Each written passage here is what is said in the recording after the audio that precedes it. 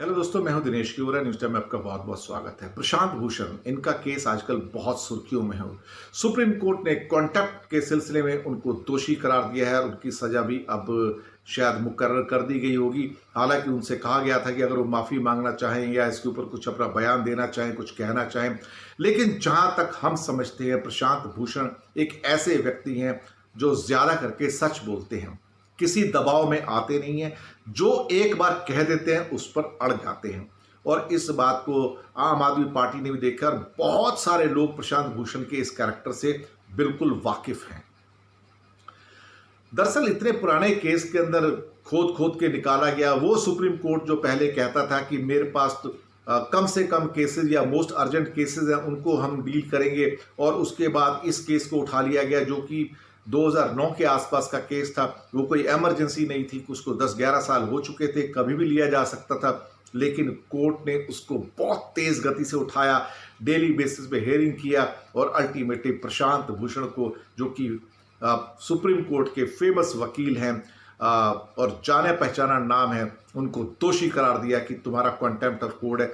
और तो और सुप्रीम कोर्ट ने अटॉर्नी जनरल वेणुगोपाल की बात भी नहीं सुनी, और अब वेणुगोपाल ने कहा है कि आप कोई भी सजा देने से पहले 100 बार सोचिएगा कि आप क्या करने जा रहे हैं, क्योंकि कहीं ना कहीं अब ऐसा लग रहा है कि जो हिंदुस्तान की जो सुप्रीम अदालत है, सुप्रीम कोर्ट है, वो अब एक ऐसा फैसला ले सकती है जिससे उसकी प्रसिद्धि कम होगी, जिससे उसका नेम और फेम कम होगा, जिससे उसकी जो क्या प्रेस्टीज है उसके अंदर उसको चोट लगेगी। ये पक्की बात है, क्योंकि प्रशांत भूषण को सजा देने का मतलब है कि कहीं ना कहीं सच बोलने की जो आजादी है, वो आजादी जो हमें इस बात का हक देती है, फंडामेंटल राइट देती है कि हम क्वालिटेटिव रूप से हम कोर्ट के जजमेंट्स को भी आलोचना कर सके, क्रिटिसाइज कर सके।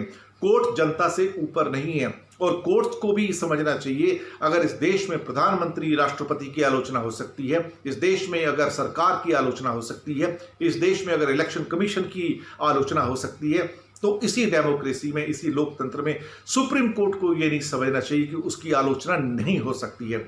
सुप्रीम कोर्ट को यह भी नहीं समझना चाहिए कि वो लोकतंत्र से ऊपर है। सुप्रीम कोर्ट लोकतंत्र के दायरे में है और लोगों का ये काम है आलोचना करना, क्रिटिसाइज करना, कंस्ट्रक्टिव क्रिटिसिज्म करना, ये लोगों का अधिकार है।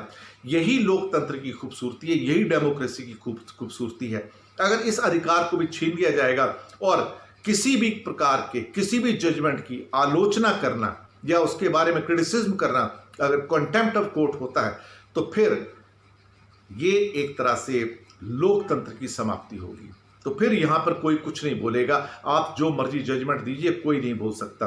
हालांकि हम कहते हैं कि कोर्ट के जजमेंट का सम्मान करते हैं, लेकिन जब कोर्ट ये कहने पे आएगा कि जो मैं कर रहा हूं कोर्ट का ही मसला था, कोर्ट के लोगों के खिलाफ ही इल्जाम थे, और कोर्ट खुद ही अपने ऊपर के इल्जाम को जजमेंट के अंदर कन्वर्ट करता है, यह भी इसी लोकतंत्र की खूबी है, यह भी यहां की व्यवस्था की खूबी है। तो जज भी वही, गवाह भी वही, तो हालात इस किस्म के हैं। लेकिन अभी और 1-2 दिनों में, 2-4 दिनों में पता लगेगा, अगले हफ्ते, कि सुप्रीम कोर्ट प्रशांत भूषण को क्या सजा देता है। क्या सुप्रीम कोर्ट इतनी हिम्मत जुटा पाएगा कि दोषी देने के बाद प्रशांत भूषण को सजा दे?